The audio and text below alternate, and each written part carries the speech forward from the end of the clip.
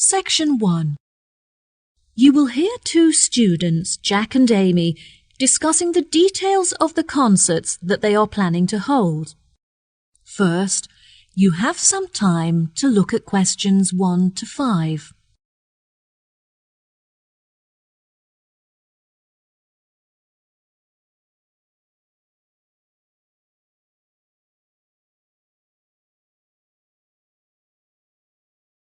You will see there is an example that has been done for you.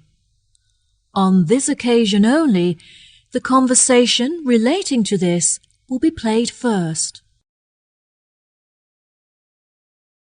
Oh, hi, Jack. Thank you for coming to discuss the details of the concert. It's a real help.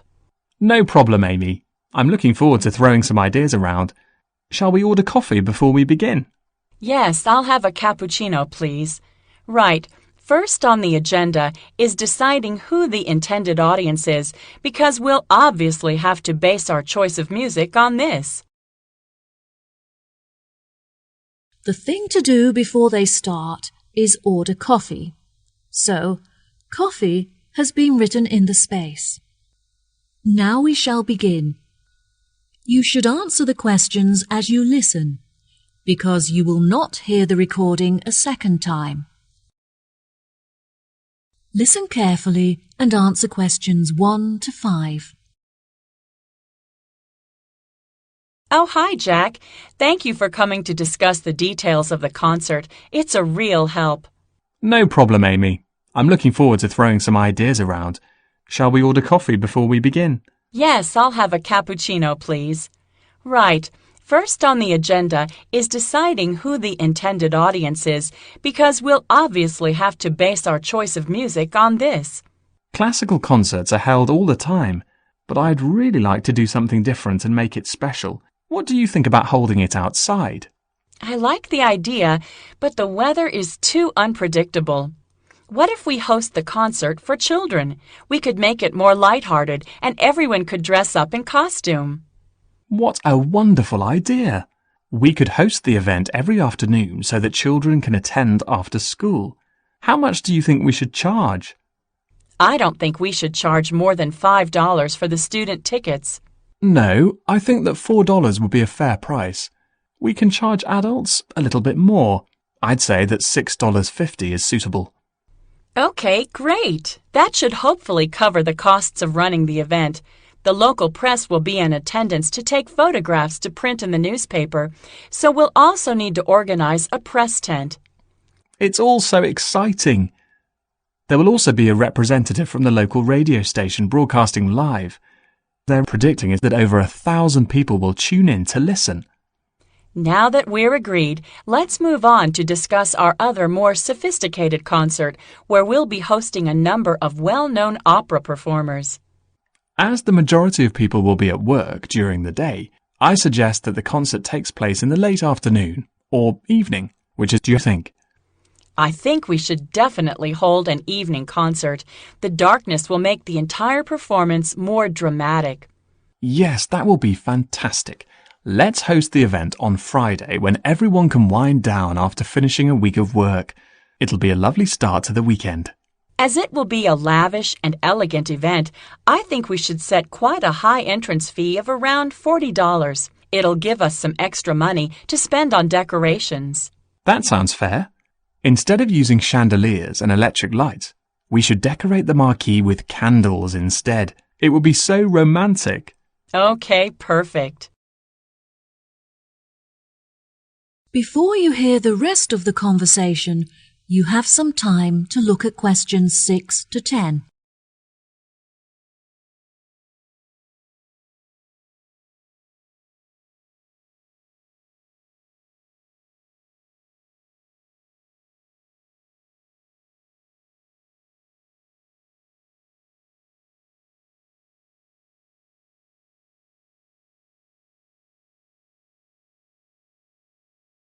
Now listen and answer questions 6 to 10. Now, moving on to the concert where we showcase talented opera singers from the local area. Perhaps we should host this opera show on Monday evening? I think that the venue is already booked on Monday, but Tuesday will do nicely. How much do you think we should charge the audience for tickets? Since the performers are not professionals, perhaps we should make this a free event.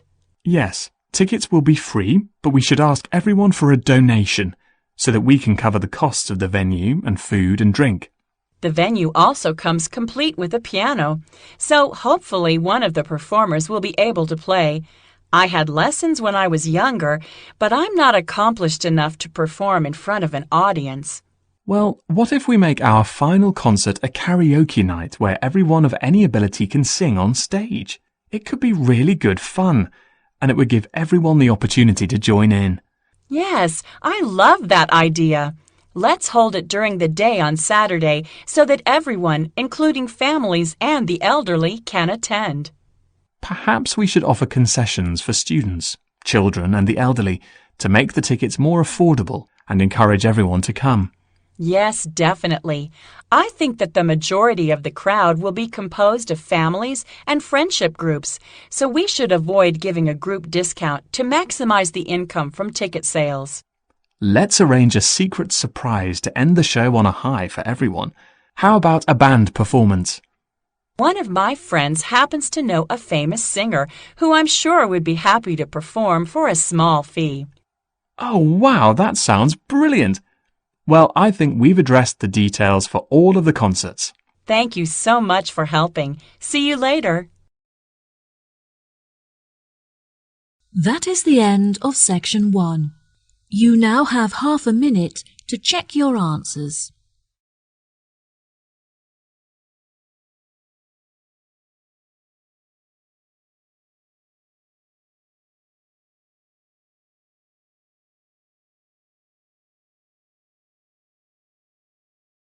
Now turn to section 2.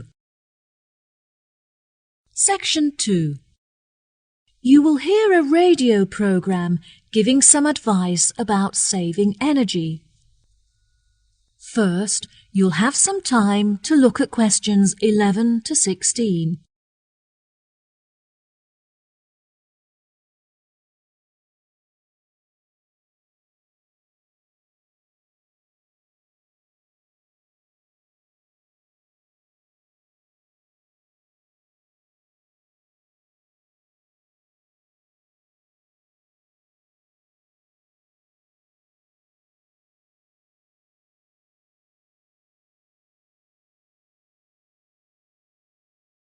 Now listen carefully and answer questions 11 to 16. Hello, ladies and gentlemen, and thanks for tuning in to Action Radio, where we discuss current affairs and global issues. My name is Jill, and today I'll be discussing the very relevant issue of the importance of saving water and how you can do this at home. The most common type of wasted energy in the domestic environment is heat. However, since the walls of my home are very well insulated, I am lucky to have no issue with this. I've discovered, however, that I waste a lot of water as a result of my lifestyle. I've researched ways to minimize my water usage online and have been pleasantly surprised to find that there are specialists in the area who can make some changes to my home immediately. The only downside is that the works are quite expensive and there are no means of getting financial assistance. Now, if any of you listeners are interested in reducing your energy usage, here are a couple of easy and positive changes you can make immediately. A lot of the magazines will recommend that you change your bulbs for those with energy-saving capabilities. However, I have found that these make little difference to your electricity bills, and they also severely reduce the light levels in your home. Instead, simply switch off all plug sockets and appliances to make an immediate saving on your electricity consumption. If this doesn't make enough of a saving for you, you could later try turning down the thermostat as well. Despite the discount that my energy provider gave me for prompt payment, my monthly bills were very expensive for the amount of energy that I was using, so I decided to change providers. Not only did I make a huge monthly saving, but the company also offered me other perks. I am now able to pay my monthly bills online, for example, which I am thrilled about because it means that I no longer have to drive to the bank. Once I have been a customer with them for a year, they will also offer a deduction for all of the energy-saving appliances I use. Now, many of you will have an electricity meter at home, so I'm sure you'll all understand the issues associated with them. They occupy a lot of space in your home and can be unsightly if you're unable to tuck them away in a cupboard. Mine is quite large as it measures both my gas and electricity, but I was luckily able to hide it in the coat cupboard where I can keep it hidden but also access it easily. Having said that, whenever I have to take a meter reading, I have to use a torch because the screen is too dark to read the numbers correctly. I have recently had an extension built on my house to make room for a new bathroom complete with a low-energy boiler so I can take long showers guilt-free. The walls are nice and thick and well insulated, but unfortunately the window is a little drafty, so I'm going to have to invest in upgrading it. Speaking of renewable energy, I initially considered installing solar panels on the roof instead of using a low-energy boiler, which was the less expensive option. In the end, I decided that the panels would look too ugly on my house, despite that they were technically easy to operate. Before you hear the rest of the talk, you have some time to look at questions 17 to 20.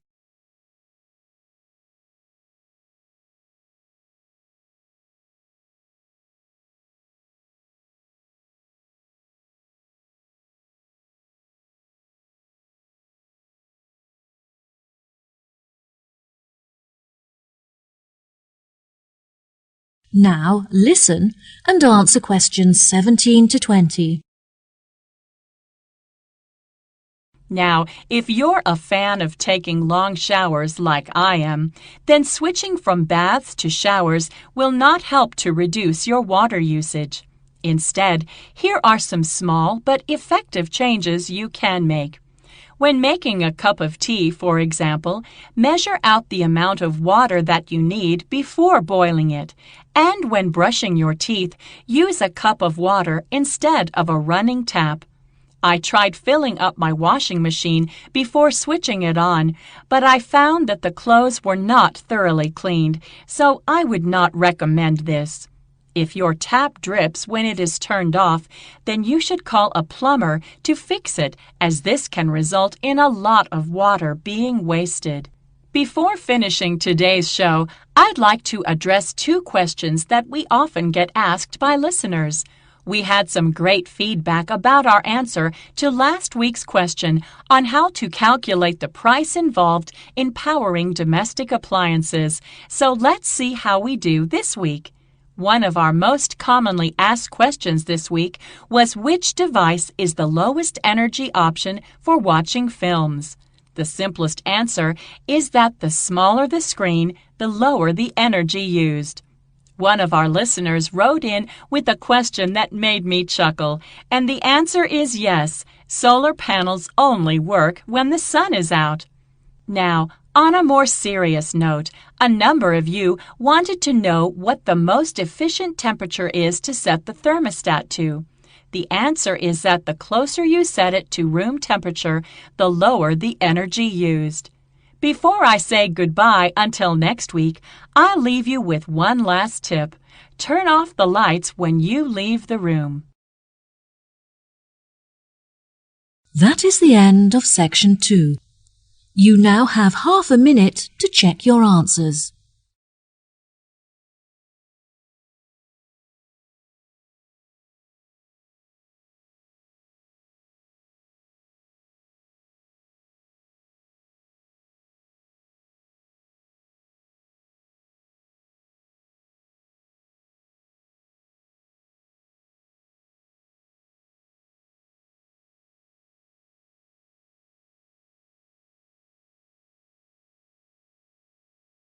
Now turn to Section 3. Section 3. You will hear Tim and Jenny, two students, talking about their geography assessment. First, you'll have some time to look at questions 21 to 25.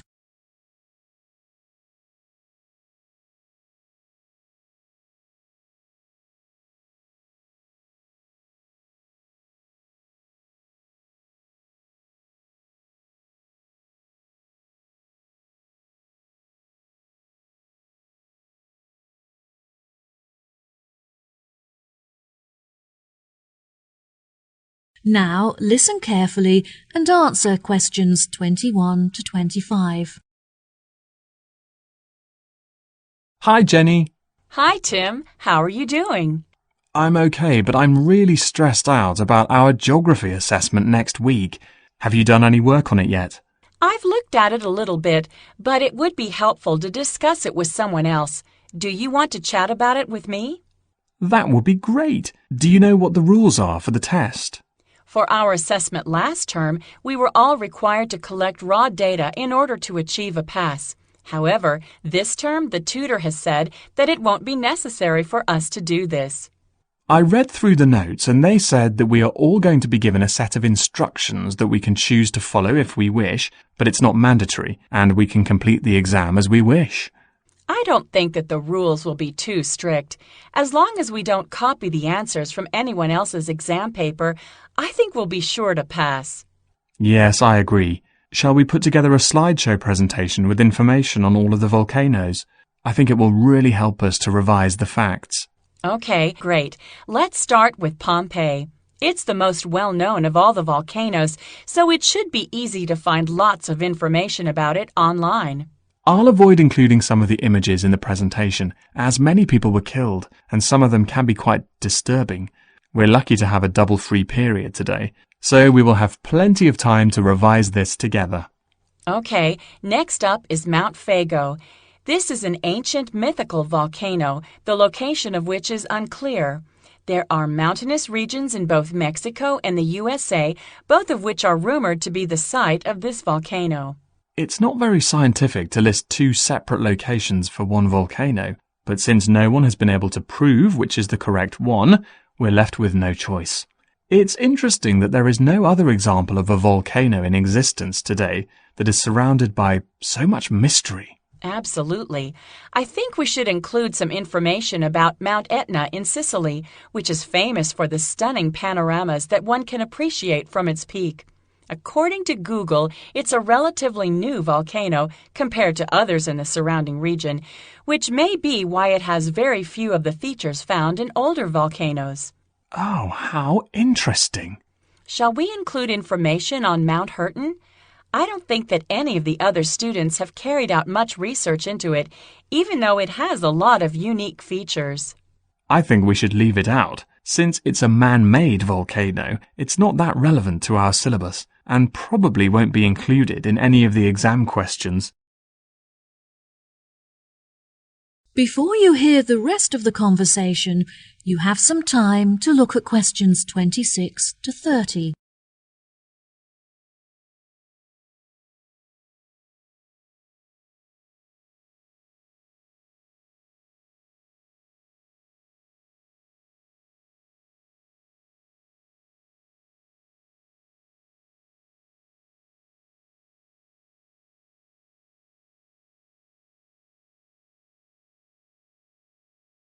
Now listen and answer questions 26 to 30. Have you gotten feedback from your tutor on your presentation last week? Yes, I have, but I don't think he was very impressed. He was satisfied by the amount of research that I had prepared before I started, but he criticized the fact that I was mostly summarizing the facts instead of giving my own opinion. Oh, that's a shame. It was frustrating that he criticized my work, but in the end I learned a lot from my tutor's feedback. He advised me that next time I should present my work as a short documentary film, which he thinks will help me to strengthen my arguments. What topic was your presentation based on? I chose to write about the lack of knowledge that most people have about volcanoes, and the fact that they see them in such a negative way. During documentaries and lectures, the scientific experts often neglect to mention the many positive features that volcanoes possess. That sounds really interesting. Well done. I think everyone enjoyed watching, but I was really nervous about talking in front of an audience. I also felt very underprepared, since I didn't finish writing the presentation until the night before, and therefore had no time to rehearse it. I'm sure it was great. Is there any other information that you think we should include in our slideshow for revision? Yes, I think it's important that we list all of the differences between active and extinct volcanoes, as there will definitely be a question on this topic. There are no documentaries on the subject, but there's a very informative website that discusses the geological structure of each volcano type. Okay, well, I'll continue collecting images and you can carry on with the online research. That is the end of section 3. You now have half a minute to check your answers.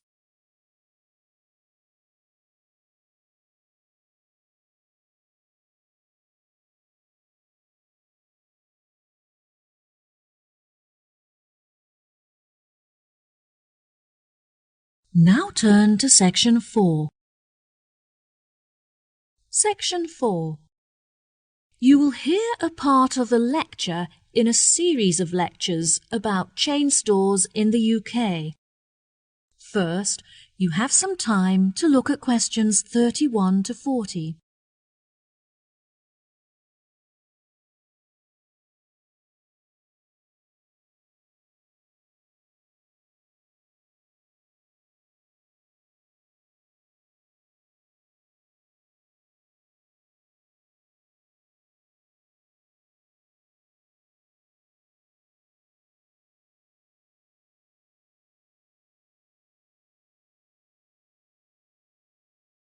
Now, listen carefully and answer questions 31 to 40. Welcome, ladies and gentlemen, to the second lecture in our series on chain stores in the UK. Today, I will be focusing on a very successful global petrol company called Telstra, paying particular attention to their expansion and future development. There will be time for questions at the end, so please refrain from interrupting during the talk. When it was founded, the company was a family-run organisation with only one shop open in a small town in southern England. The family was able to compete with other local companies by offering special discounts for returning customers, which resulted in a huge expansion of their client base. This strategy was so successful that they were able to open petrol stations across the country, subsequently increasing their market share in England. Within a decade, Telstra were running establishments throughout the UK, including Wales and Scotland. By comparing the sales income from all of their stores, they were able to collate data that highlighted which areas were the most profitable and receptive to their business. They discovered that by closing the less profitable stations in the south of Scotland, they could increase the income from their other more profitable stations. This example demonstrates the importance of constantly monitoring and maintaining a clear view of the finances of the company.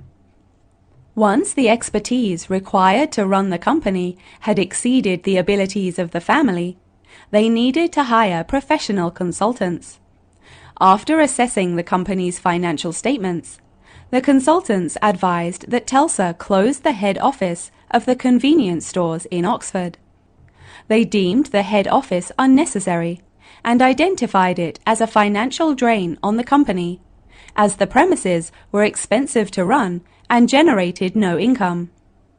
In order to avoid firing any employees, they transferred over 200 staff to other offices and retrained them to carry out their new roles. Now that Telstra had conquered the petrol market in the UK, they were able to branch out into other niche areas that offered prospects for profits. They realized that they could establish a new environmentally friendly brand image by selling fresh food in their convenience stores that had been grown by local farmers. This strategy would not only broaden the scope of the company, but also help to strengthen its relationships with local communities. Every year, TELSA holds a meeting in London where all of the consultants and managers meet to discuss future plans for development and improvement. These meetings are essential to the evolution of the company, as feedback is heard from all levels of the organization, from the sales staff to the CEOs. They did this by assigning every manager the task of holding staff discussions, at which ideas and concerns would be passed on for evaluation at the meeting. Tesla decided to accommodate the individuality of each of their stores instead of forcing them to conform to one overriding company identity. They realized that by increasing the flexibility of the profit-making strategies of each of the retail stores, they subsequently became more commercially successful. The level of staff satisfaction also increased as a result, as the individuals felt that they were not being constrained to one way of thinking. To avoid misunderstandings and mistakes, any future changes were introduced in stages in order to familiarize the staff with the new regulations. Now it's time to conclude the lecture for today. So I will leave you with some food for thought before you leave. In order to run a successful business, one cannot underestimate the importance of maintaining an open mind when deciding on strategies for expansion. Sometimes it's necessary to employ an independent consultant who can offer an objective and unbiased view on the running of your company. Emotion will only ever cloud your ability to make business-related decisions. Research suitable case studies and look at how department stores, for example, were able to alter their organizational structure whilst minimizing costs and staff redundancies. Precedents are an essential resource when it comes to making decisions for your own business, so don't undervalue them. Well, that wraps up our lecture for today. If there are any questions, That is the end of section 4. You now have half a minute to check your answers.